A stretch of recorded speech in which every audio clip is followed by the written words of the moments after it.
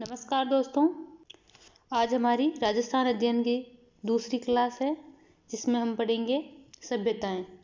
जिसमें सबसे पहले हम पढ़ेंगे कालीबंगा सभ्यता। यह सभ्यता हनुमानगढ़ जिले में घग्गर नदी के किनारे विकसित हुई थी। इस सभ्यता की खोज 1952 में अमलानंद घोष ने की थी।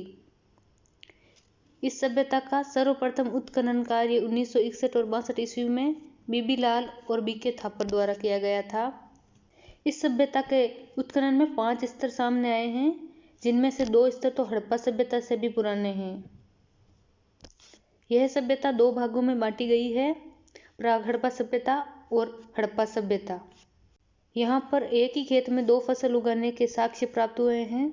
यहाँ से प्राप्त बर्तन लाल रंग के हैं, जिन पर काली व सफेद रेखाएं खींची गई हैं। यहाँ से जुते हुए खेतों के साक्ष्य भी मिले हैं। एक बच्चे की कंकाल की खोपड़ी में 6 छिद्र मिले हैं, जिसे मस्तिष्क शोथ बीमारी के इलाज का प्रमाण माना जाता है। यहाँ से प्राप्त विभिन्न वस्तुएं एवं उनके साक्ष्य, जिनमें निम्नलिखित है: हवन कुंड, खिलौना बैलगाड़ी, लकड़ी की नाली व बेलनाकार मोहर, गाय के मुख वाले प्याले, तांबे के बेल, कांसे के दर्पण, हाथीदांत का कंगा, मिट्टी के बर्तन, कांच के मणियाँ, खिलौने और भी यहाँ से बहुत कुछ प्राप्त हुआ है। इसी के साथ समाप्त होती है हमारी कालीबंगा सभ्यता। नेक्स्ट सभ्यता हम देखेंगे आहड़ सभ्यता। यह सभ्यता उदयपुर जिले में स्थित है, जो कि आयड़ नदी के किनारे विकसित हुई थी। यहाँ से ताम्रयुगीन सभ्यता के अवशेष मिले हैं। इसके अन्य नाम धूलकोट, आघाटपुर, ताम्रवती नगरी आदि है। यहाँ से प्राप्त अधिकतर औजार और उपकरण तांबे से निर्मित थे, इसीलिए इसे ताम्रवती नगरी के नाम से जाना जाता है। इसकी खोज अक्षयकीर्ति व्यास ने 1953 ईस्वी में की तथा उत्खनन रतनचंद्र अग्रवाल और एच.डी. सांकलिया के निर्देशन में हुआ। यहाँ के लोग मकान बनाने के लिए धूप में सुखाई गई ईंटों एवं पत्थरों का प्रयोग करते थे। ये लोग बर्तन बनाने की कला में दक्ष थे तथा यहाँ पर लाल भूरे रंग के अलंकरण युक्त मृतभांड मिले हैं। रंगाई छपाई व्यवस्था उन्नत अवस्था में इसी सभ्यता के दौरान थी। यहाँ के लोग मृतकों को गहनों एवं आभूषणों के साथ दफनाते थे, जो कि मृत्यु के बाद भी जीवन की अवधारणा का समर्थक होने के प्रमाण थे। हमारी अगली सभ्यता है गिलूण सभ्यता, जो कि राजसमंद जिले में स्थित है। इसका विकास बनास नदी के किनारे हुआ था। यहाँ से ताम्रयुगीन सभ्यता के अवशेष मिले हैं। इसे बनास संस्कृति के नाम से भी जाना जाता है। इस सभ्यता का उत्खनन बीबी लाल के निर्देशन में 1957-58 ईस्वी में हुआ तथा 1998 से 2003 ईस्वी के मध्य इस सभ्यता का उत्खनन डॉक्टर वी.एस. शिंदे और प्रोफेसर ग्रेगरी पोसेल के निर्देशन में किया गया। इसका काल 1900 ईसा पूर्व से लेकर 1700 ईसा पूर्व तक माना गया है। यहाँ से 5 प्रकार के मिट्टी के बर्तन प्राप्त हुए हैं, जिनमें सादे, काले, पॉलिशदार, भूरे, लाल और काले चित्रित मृतभांड हैं। यहाँ से मिट्टी के खिलौने, पत्थर की गोलियां, हाथीदांत की चूड़ियां आदि अवशेष प्राप्त हुए हैं। हमारी अगली सभ्यता है बागोर सभ्यता, जो कि भीलवाड़ा जिले में स्थित है और कोठारी नदी के तट पर स्थित है। इस सभ्यता से ताम्रयुगीन सभ्यता के अवशेष मिले हैं। इसका उत्खनन 1967 से 70 ईस्वी में डॉक्टर वी.एन. मिश्रा के निर्देशन में किया गया था। यह सभ्यता 4 से 5000 ईसा पूर्व की पुरानी मानी जाती है। यहाँ से मध्य एवं लघु पाषाणकालीन उपकरण मिले हैं।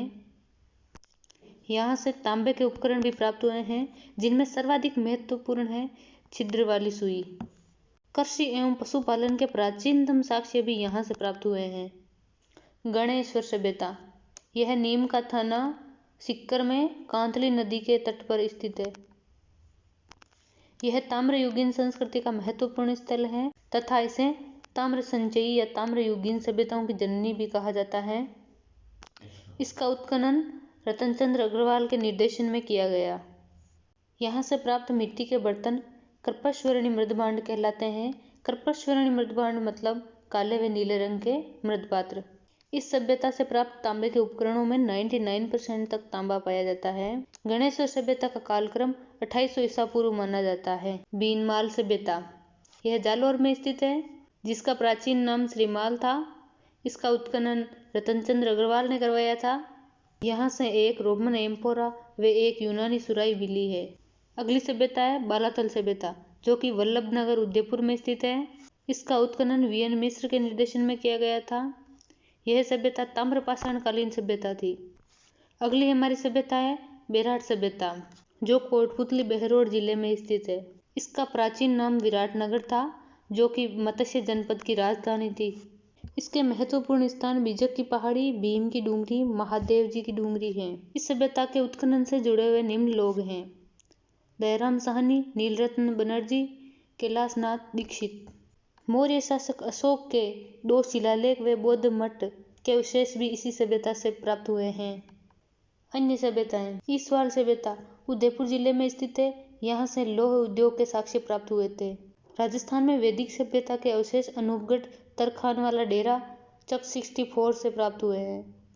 महाभारत काल के अनुसार राजस्थान का जांगल प्रदेश कौरव और पांडव राज्यों के अधीन था। पांडवों ने अपना अज्ञातवास 1 वर्ष भेष बदलकर मत्स्य जनपद के शासक विराट के दरबार में बिताया। आगे हम देखेंगे छोटी छोटी सभ्यताएं व उनके स्थान। पहली सभ्यता है रंगमहल, जो हनुमानगढ़ जिले में स्थित है। ओजियाना, जो भीलवाड़ा में स्थित थी, अब ब्यावर में स्थित है। नगरी, जो मध्यमिका के नाम से भी जानी जाती है, चित्तौड़गढ़ में स्थित है। तिलवाड़ा बालोतरा में स्थित है। जोधपुरा कोटपुतली बहरोड में स्थित है। बरौर गंगानगर में स्थित है।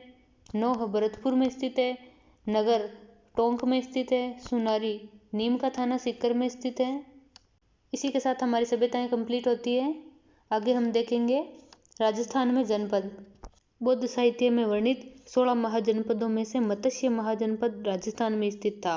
सूरसेन, अवंती, मत्स्य, कुरु यह वह महाजनपद हैं जिनके अंतर्गत राजस्थान के क्षेत्र भी शामिल थे। चित्तौड़ के आसपास का क्षेत्र सीवी जनपद कहलाता था। आर्य जन के रूप में मत्स्य जाति का सर्वप्रथम उल्लेख ऋग्वेद में हुआ। उत्तर पश्चिमी सीमा से आकर राजस्थान में बसने वाले कबीले मालव, योद्धे, अर्जुनानयन थे। मत्स्य जनपद का उल्लेख शतपथ ब्राह्मण और कौशिकी की उपनिषद में मिलता है। राजस्थान में मत्स्य जनपद का विस्तार आधुनिक अलवर, कोटपुतली बहरोड, खेड़तल, तिजारा, भरतपुर व जयपुर जिलों में था।